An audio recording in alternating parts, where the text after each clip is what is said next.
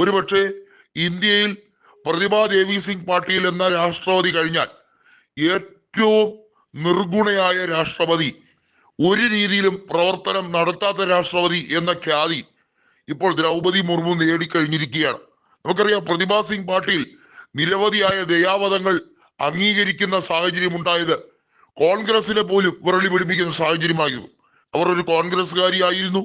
അവർ അതിന്റെ ലേബലിലാണ് പിൽക്കാലത്ത് രാഷ്ട്രപതി സ്ഥാനത്തേക്ക് കോൺഗ്രസ് നിർദ്ദേശിച്ചതും അവർ മത്സരിച്ചതുമൊക്കെ.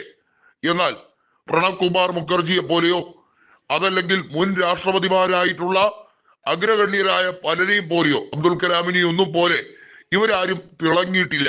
ദ്രൗപദി മുർമു പക്ഷേ ഏറെ പഴി കേൾക്കേണ്ടി വരുന്ന സാഹചര്യത്തിലൂടെയാണ് കടന്നു പോകുന്നത്. കാരണം സുപ്രീം കോടതി ചീഫ് ജസ്റ്റിസ് കൃത്യമായി പറഞ്ഞു രാഷ്ട്രപതിയുടെ പരിമിതികൾ എന്താണ് എന്നുള്ളത്. സാധാരണഗതിയിൽ സുപ്രീം കോടതി അത് ചൂണ്ടിക്കാണിക്കാറില്ല. ഇപ്പോൾ ഏറ്റവും ഒടുവിൽ ഇലക്ഷൻ കമ്മീഷനുമായി ബന്ധപ്പെട്ട കാര്യത്തിൽ, EVM കൊള്ളയുമായി ബന്ധപ്പെട്ട കാര്യത്തിൽ കേന്ദ്ര സർക്കാരിനെ ചുറ്റിക്കെട്ടുന്ന രീതിയിലുള്ള നിരവധിയായ തെളിവുകൾ ഓരോന്നായി പുറത്തു വരുന്ന സാഹചര്യത്തിൽ രാഷ്ട്രപതി ആകെ തേഞ്ഞൊട്ടിയിരിക്കുകയാണ്. കാരണം ദ്രൗപദി മുർമുവിന് തന്റെ സർക്കാരിനെ ന്യായീകരിച്ച് മെഴുകാൻ ഇപ്പോൾ കഴിയുന്നില്ല എന്നുള്ളതാണ് യാഥാർത്ഥ്യം. ഉപരാഷ്ട്രപതി സ്ഥാനം ഭീഷണിയുടെ പേരിലാണ് ജഗദീപ് ധൻഖർ ഉപേക്ഷിച്ചത് എന്ന ഖ്യാതി പലപ്പോഴായി രാഷ്ട്രപതിയെയും അലട്ടുകയാണ്. കാലാവധി തികയ്ക്കും മുമ്പ് തന്നെ രാജിവെക്കാൻ പോകുന്ന മറ്റൊരു സുപ്രധാനി എന്നതാണ് രാഷ്ട്രപതിയെ കുറിച്ച് ഇപ്പോൾ കേൾക്കുന്നത്. എന്നാൽ ദ്രൗപദി മുർമുവിന് കേവലം ഒരു റബ്ബർ സ്റ്റാമ്പ് പദവി മാത്രം കൊടുത്തിരുത്തിയിരിക്കുന്നത് കൊണ്ട് തന്നെ അവർ പ്രത്യേകമായ നടപടിക്രമങ്ങളിലേക്കൊന്നും പോകില്ല എന്ന പ്രതീക്ഷയിലാണ് BJP കടുത്ത നടപടികളിലേക്കോ അല്ലെങ്കിൽ എതിരായി ഒന്നും പറയാത്തത്. നമുക്കറിയാം, പുതിയ പാർലമെന്റ് ഉദ്ഘാടനത്തിനൊന്നും രാഷ്ട്രപതിയെ വിളിച്ചില്ല എന്ന് മാത്രമല്ല, രാഷ്ട്രപതിയുടെ സാന്നിധ്യം വേണ്ടേ വേണ്ട എന്ന് തീരുമാനിച്ച വ്യക്തിയാണ് നരേന്ദ്രമോദി. രാഷ്ട്രപതി ദ്രൗപദി മുർമുവിന് അധികാരം എന്താണ് ഉള്ളത് എന്നത് പോലും തിരിച്ചറിയാൻ കഴിയുന്നില്ല എന്നുള്ളതാണ് BR ഗവായി വ്യക്തമാക്കിയത്.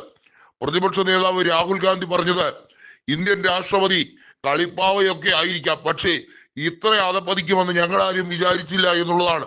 കാരണം നരേന്ദ്രമോദിയുടെ മുമ്പിൽ പൂർണ്ണമായി അടിയറവ് പറയുന്ന രീതിയിലേക്കാണ് ഇന്ത്യൻ പാർലമെന്റിന്റെ സംവിധാനങ്ങളെ പോലും ജുഡീഷ്യറിയെ പോലും നോക്കുകുത്തിയാക്കുന്ന സാഹചര്യത്തിലേക്ക് രാഷ്ട്രപതിയുടെ പെരുമാറ്റം. ഏറ്റവും ഒടുവിൽ ഇപ്പോൾ സുപ്രധാനമായ ചില ഓർഡിനൻസുകൾ കൊണ്ടുവരാൻ BJP സർക്കാർ ശ്രമിക്കുകയാണ്. കാരണം BJP സർക്കാരിന്റെ കാലാവധി എന്ന് അവസാനിക്കുമെന്ന് ദൈവത്തിന് മാത്രമേ അറിയാവൂ എന്ന സ്ഥിതിഗതിയാണ് വന്നിരിക്കുന്നതെന്നാണ് രാഹുൽ ഗാന്ധി പറഞ്ഞിരിക്കുന്നത്. കേവല ഭൂരിപക്ഷം ഇല്ല, അവരെപ്പോ വേണമെങ്കിലും നിലം പൊത്താം. അതിനു മുമ്പ് രാഷ്ട്രപതിയെ മറയാക്കിക്കൊണ്ട് നിരവധിയായ ഓർഡിനൻസുകൾ കൊണ്ടുവരിക, അതൊക്കെ നിയമമാക്കിയെടുക്കാൻ പിൻവാതിൽ വഴി ശ്രമിക്കുക, അതിന് കൂട്ടുനിൽക്കാൻ മുർമു തയ്യാറെടുത്ത് കഴിഞ്ഞിരിക്കുന്നു.